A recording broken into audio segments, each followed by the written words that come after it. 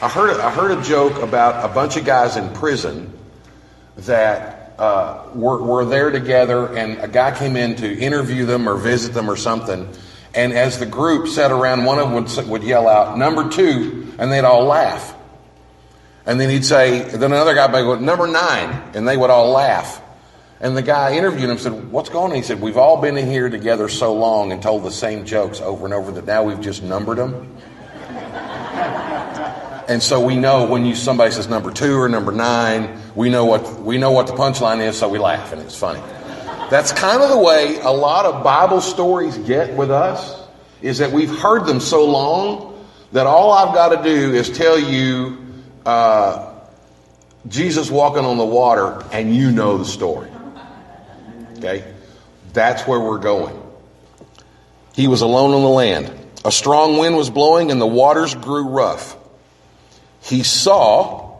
Jesus saw, in other words, he perceived or he understood or he knew the disciples were straining at the oars because the wind was against them.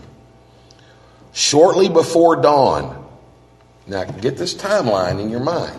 These guys were sent out just before dusk on a lake that is only 7.5 miles wide.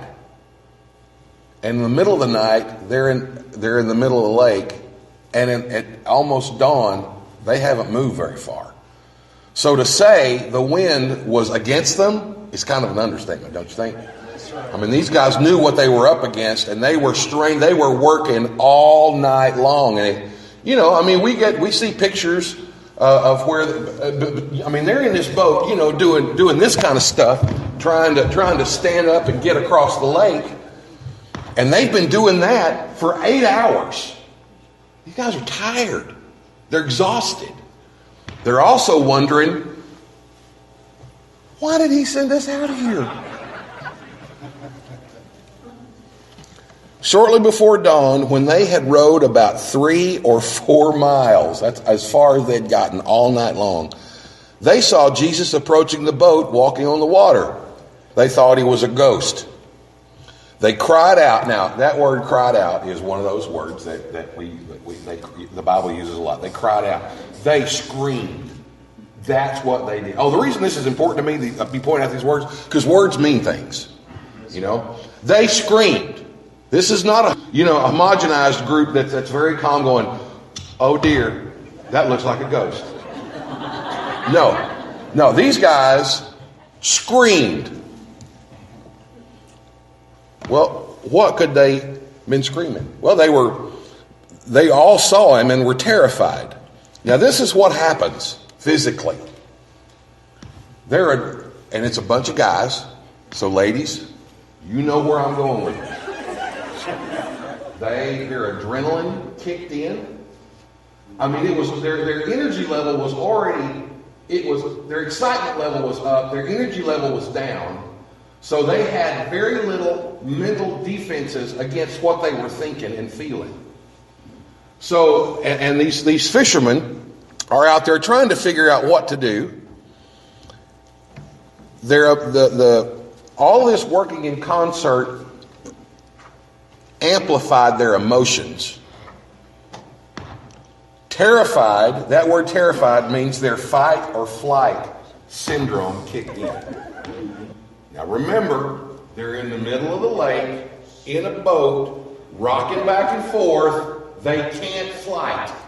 There's no place for them to go. So so the other option is to fight. That adrenaline has kicked in. Now, their personalities. We know he had some personality issues. He is emotionally unstable at this point. And he is given to fits of temper and has absolutely no impulse control. And his mind is just going crazy. James and John, the sons of thunder. They were men's men. We will fix this problem. We're going to take care of this. Now, this is what I imagine. And it's just totally imagination. But based on their personalities, they see something walking across the lake, and they scream, It's a ghost!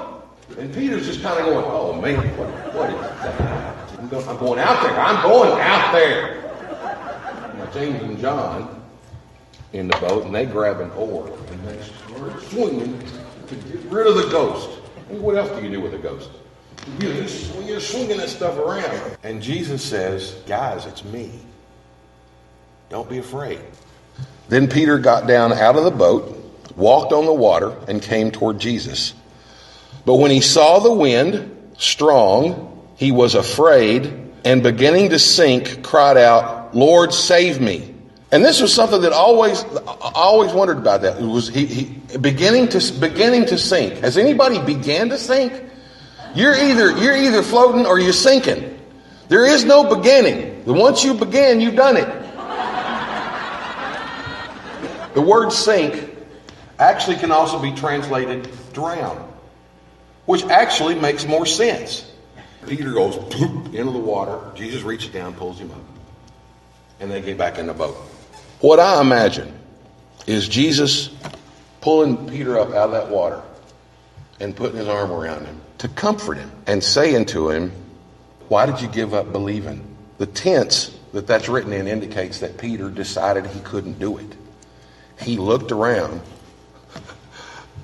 like the water being rough made a difference.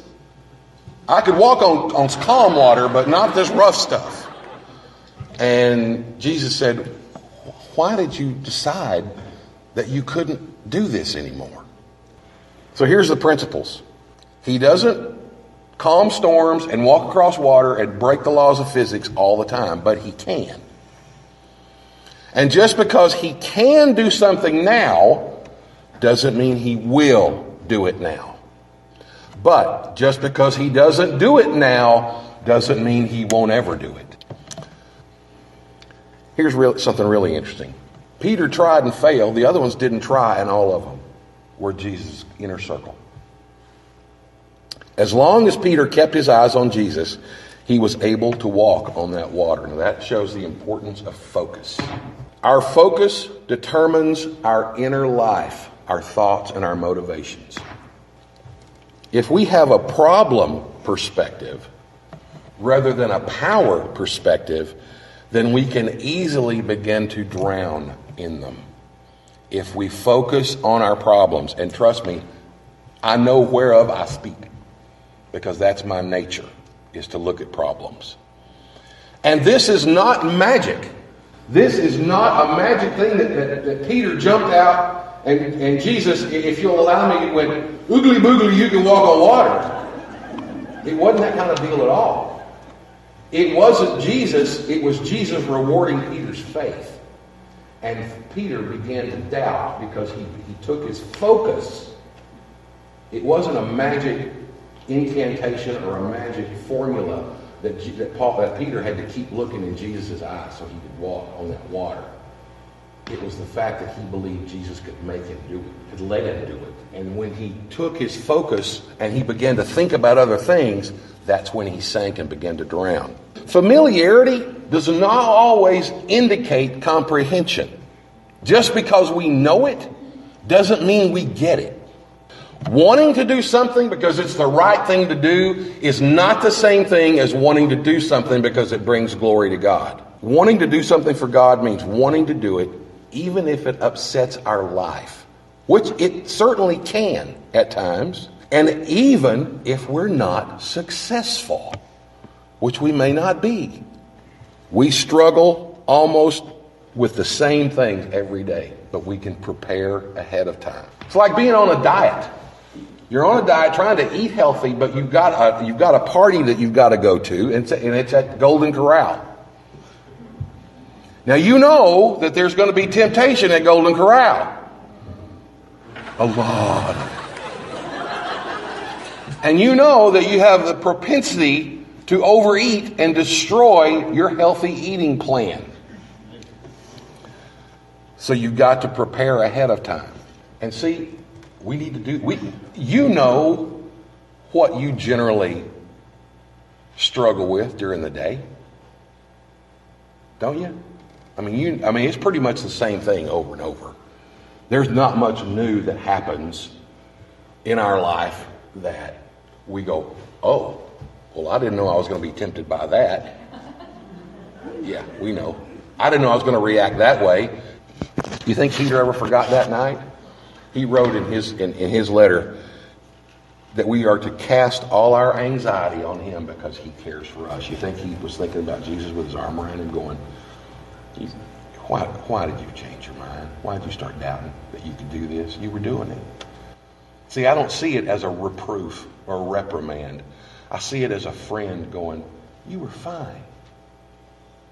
Keep trusting in me. You'll continue to be fine. Now, this is important because Jesus told these same guys in John 16:33, in this world you will have tribulation, which also can be translated as chaos, turmoil, and fear. And it could take our focus off of Jesus. Now, it can also refocus us on Jesus because, unfortunately, we don't typically look to him until things get bad. When we succeed, we tend to celebrate. When we crash, we tend to contemplate. And here's the bottom line. When we are focused on Jesus, God can still get glory and honor and take our actions, even if they may not be the best actions. He can take them and use them for his glory and honor.